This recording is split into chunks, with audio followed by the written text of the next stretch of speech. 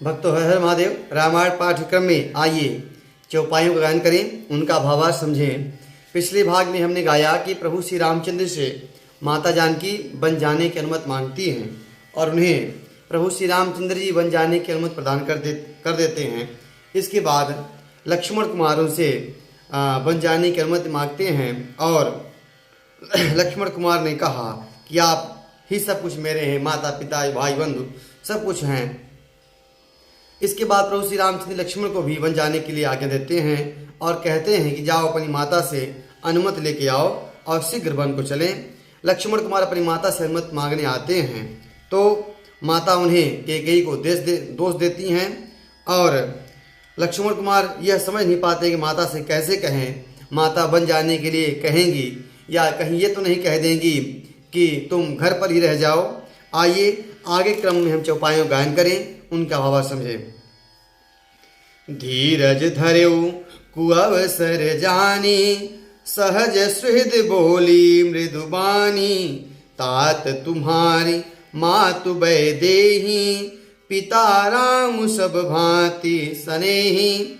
माता सुमित्रा कहती हैं कि उन्होंने पहली बात तो कुअवसर को जानकर धैर्य को धारण किया और फिर स्वभाव से हित चाहने वाली माता सुमित्रा ने कोमल वाणी से लक्ष्मण कुमार से कहा कि हे तात, तुम्हारी माता जानकी जी हैं और पिता जो हैं वह श्री रामचंद्र जी हैं, जो सब प्रकार से स्नेह करने वाले हैं। अवध जहाँ अवध तहाँ जह राम निवासु, तहीं दिवसु जह भानु प्रकाशु।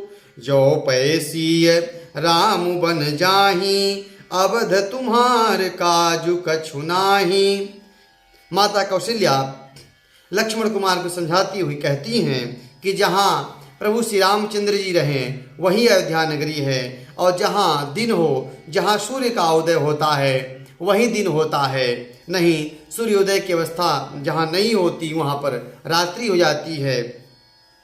और कहती हैं कि यदि श्री रामचंद्र और जानकी वन चले जाते हैं तो तुम्हारा यहाँ पर कोई काम नहीं है।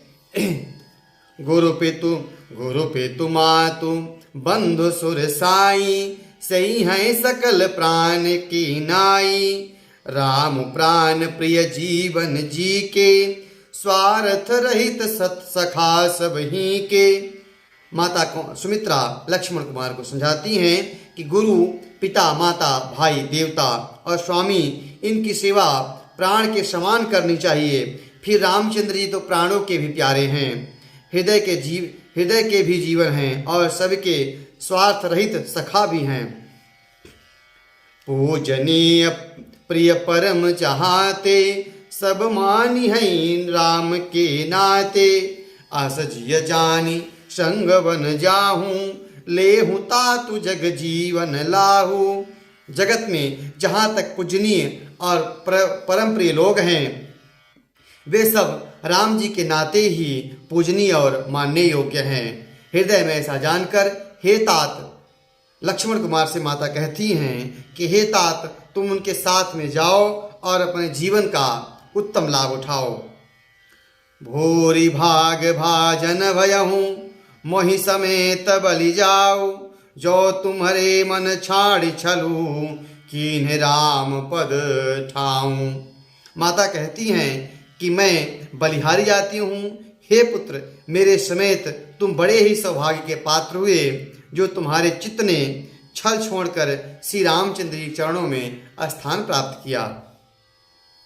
पुत्रवती जुवती जग सोई, रघुपति भगतु तास सुत होई। न तरु बाझ भली बांधी बियानी, राम विमुख सुत ते हित जानी। संसार में वही युवती स्त्री पुत्रवती है जिसका पुत्र प्रभु श्री रामचंद्र जी का भक्त हो, नहीं तो जो राम से विमुख पुत्र अपना हित नहीं जानती है वह तो बांझ ही अच्छी है। पशु की भांति उसका ब्याना पुत्र किसी काम का नहीं है, व्यर्थ है। तुम्हारे ही भागु राम बन जाही, दूसर हेतु तात कछु नाही। सकल सुकृत कर बड़ फल एहू, राम सीय पद सहज सनेहू। माता सुमित्रा कहती हैं कि हे तात, तुम्हारे भाग्य के कारण ही राम बन जा रहे हैं, बाकी राम को बन जाने का कोई और दूसरा कारण नहीं है। और ये तुम्हारे सभी पुण्यों का फल यह है कि तुम श्री रामचंद्र जी का और सीता जी के प्रति तुम्हारा उनके चरणों में स्वाभाविक प्रेम हो। राग रोष ईर्षा मधुमोह, जनि सपने हुइन के बस हो। सकल बिहाई सकल प्रकार विकार बिहाई, मन क्रम बचन करें सेवकाई। माता सुमित्रा लक्ष्मण कुमार को समझाती हैं कि राग रोष ईर्ष्या मद और मोह इनको स्वप्न में भी मत आने देना। सब प्रकार से विकारों से दूर रहकर मन से त्याग कर सीता राम जी के चरणों की सेवा करना।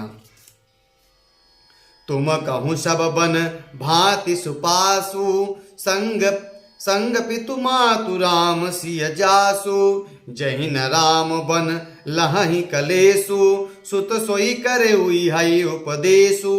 माता सुमित्रा लक्ष्मण कुमार को उपदेश देती हैं कि तुम यही करते रहना जिससे प्रभु श्री रामचंद्र जी और तुम्हारी माता जानकी को जंगल में किसी प्रकार से क्लेश प्राप्त न हो, और तुम सब प्रकार से वन में उन्हें आराम प्रदान करना, और जिसके साथ सीता जी और राम जी माता पिता स्वरूप हैं उसके लिए हर प्रकार से आराम ही है।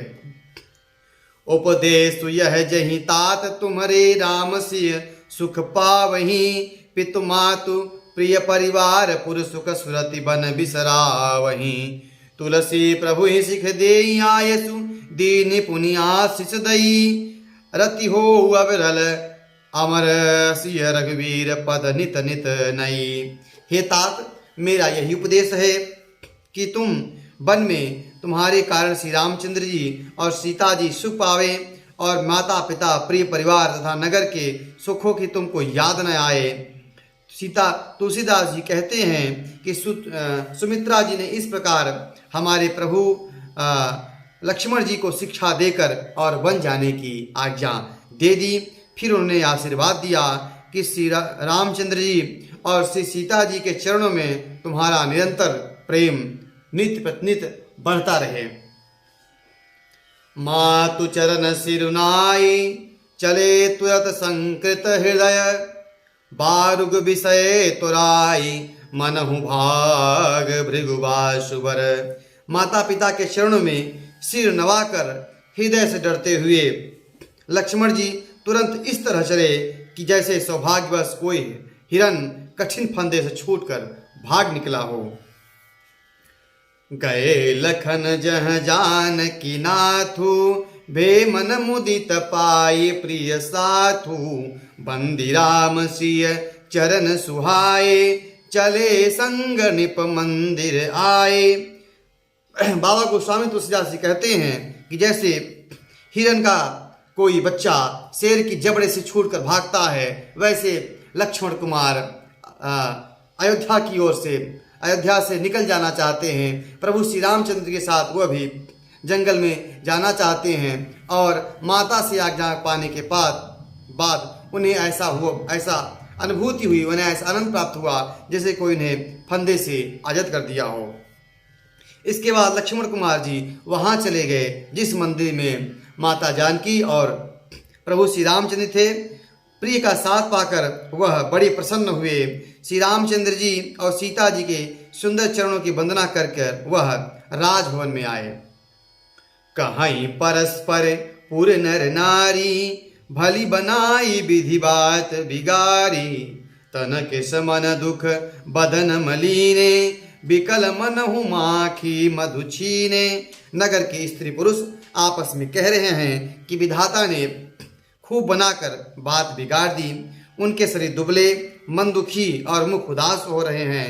वे ऐसे व्याकुल हो रहे हैं जैसे शहद छीन लिए जाने पर मधुमक्खियां व्याकुल हो जाती हैं।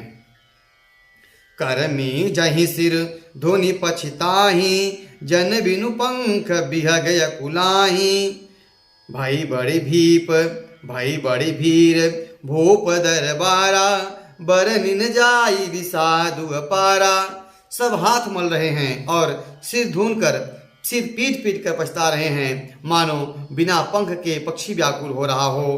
राजद्वार पर भीड़ हो रही है और वहाँ पर सब विषाद कर रहे हैं, दुख व्यक्त कर रहे हैं, जिसका वर्णन नहीं किया जा सकता है। सचिव उठाई राहु बैठारे, कह प्रिय वचन राम पगुधारे। सिय समेत दो तनय निहारी, व्याकुल भय भूमि पति भारी। श्री रामचंद्र पधारे हैं। इस प्रकार प्रिय वचन कहकर मंत्री ने राजा को उठाया। सीता सहित दोनों पुत्रों को देखकर दशरथ जी और व्याकुल हो गए। सिय सहित सूत सुभग दो, देखी देखी अकुलाई। बारही बार स्नेह बस, राउले उलाई। सीता सहित दोनों सुंदर पुत्रों को देखकर राजा अकुलाते हैं और स्नेह बस बारंबार उन्हें हृदय से लगा रहे हैं। आज की कथा यहीं तक। अगले भाग में हम प्रभु श्री रामचंद्र जी वन को जाते हैं, उस प्रसंग का वर्णन करेंगे। कथा अच्छी लगी हो तो यूट्यूब चैनल सब्सक्राइब करें, शेयर करें। हर हर महादेव।